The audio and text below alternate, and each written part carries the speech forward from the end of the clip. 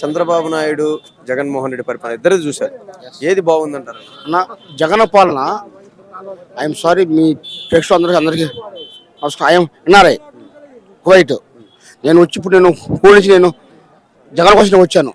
2 months leave పెట్టి 2 months weekly 2 months leave పెట్టి వచ్చాను అన్న. ప్రతి ఒక్క మనిషి ప్రతి ఒక్క పేదవాడు కూడా ఈ పొద్దు హ్యాపీగా ఉన్నాడు. అది నాకు నా మనస్ఫూర్తిగా నాకు బాగా నచ్చింది. మా అమ్మ సర్పంచ్ జగన్ పక్కనే.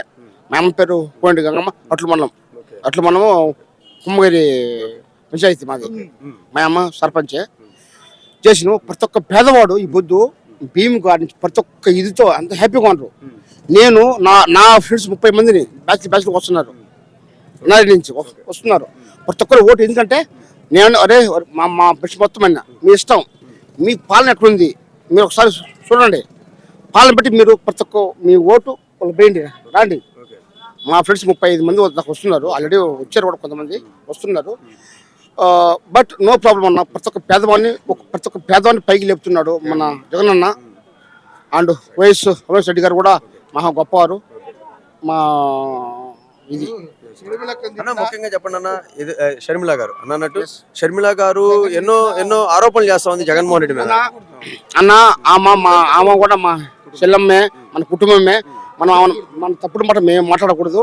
మన జగనన్న చెల్లి కాబట్టి మనం తప్పు మాట మాట్లాడకూడదు అన్న. ఆమె ఇప్పుడు మన జగనన్నని ఎంత నాన్న కష్టాలు పెట్టింది కాంగ్రెస్ పార్టీ. ఈరోజు ఆమె బిరుదు కోసం ఆమె వచ్చింది అక్క. బట్ అది తప్పు. జగన్ మంచోడు, ఎప్పటికైనా కానీ ఆయన చేస్తాడు.